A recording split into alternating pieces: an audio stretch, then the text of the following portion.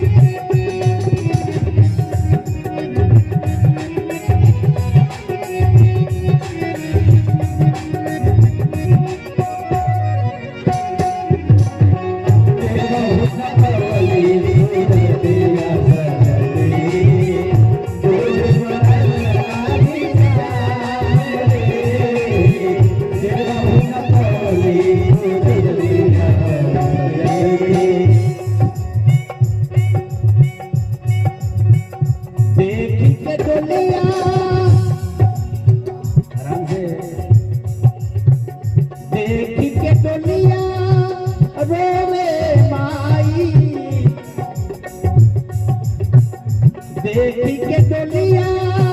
रोवे माई हुई छामान भरे भौजाई रोवे माई हुई छामान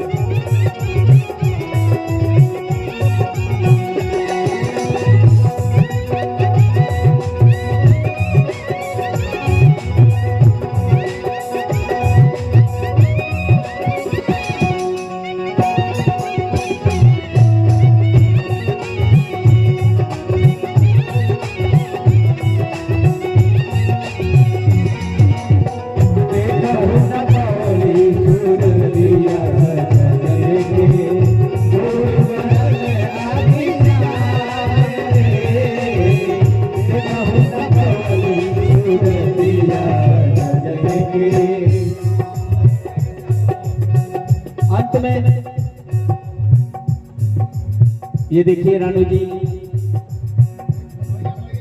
उर्फ नागा जी आपकी तरफ से पुनः 201 रुपए का आशीर्वाद स्वागत बा वंदन अभिनंदन बा हमने की तरफ से आपके साथ आप सब पर सब लोग स्वस्थ रहें मस्त रहें। गीत की आखिरी कड़ी से जोड़ा करेगा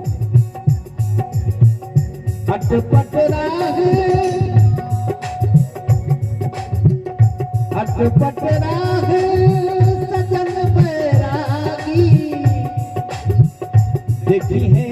जब चुनरी में दागी अटपट राह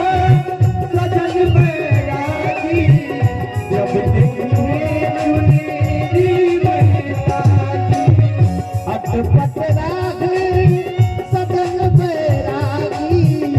देखी है जब चुनरी में दागी देखी है जब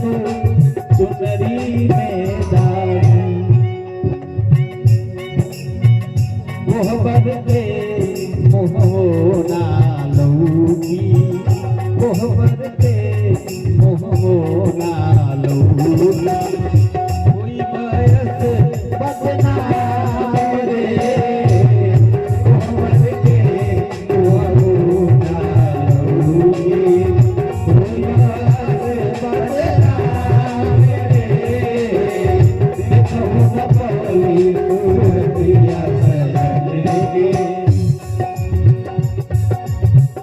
देखो न पली सूरतिया सजने भोर बदन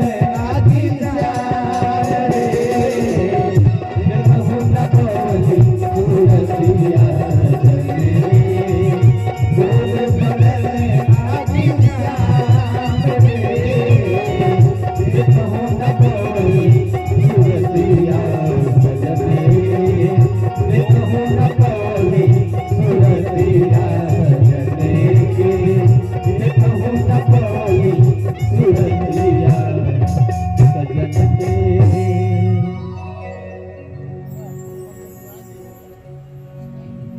लागल चुनरी हम